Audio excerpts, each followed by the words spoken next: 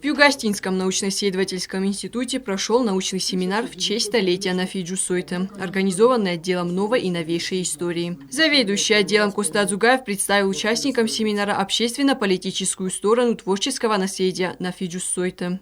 Наверное, сразу надо сказать, что творческое наследие Нафи практически необъятно. На протяжении всей своей долгой трудовой жизни он, если брать количественный показатель, писал 5-10 страниц в день. В настоящее время его сестрой Клавдией Григорьевной издано 60 томов собрания сочинений Нафи. И около 10, как она мне говорила, готовится еще к изданию. В своем докладе Костад Зугаев рассказал об общественно-политической деятельности Нафи, в которой отражалась борьба за социальную справедливость, за свободу народа и личности, за завтрашний светлый день Южной Осетии. Нынче политические убеждения Нафи, как правило, стараются обходить, не привлекать к ним внимания. Почему? Во-первых, идея коммунизма как бы считается вышедшей из политической моды.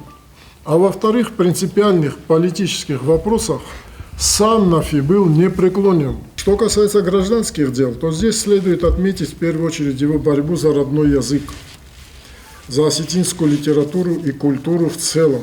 В ходе дискуссий поднимались вопросы о месте Нафи Джусойты в общественной жизни, тот вклад, который он внес в развитие республики, и то глубокое уважение, которым его многие годы окружали представителей разных поколений. Наследие Нафи остается актуальным и требует глубокого, вдумчивого изучения. Újúdi iszterírólag, farnelag, komjárlag, kosta rosszare kajenka szahor kennen. Ermesztész feldesztott, filológunus feldesztott ne, fele, я ахсанадун, охостатема, яхсанадун кодета. Нафи Григорьевич, его авторитет и все, его значение для нашей культуры, для нашей истории, вообще для Южной Осетии по всем аспектам, он неоспорим. Он, конечно, был убежденный коммунист.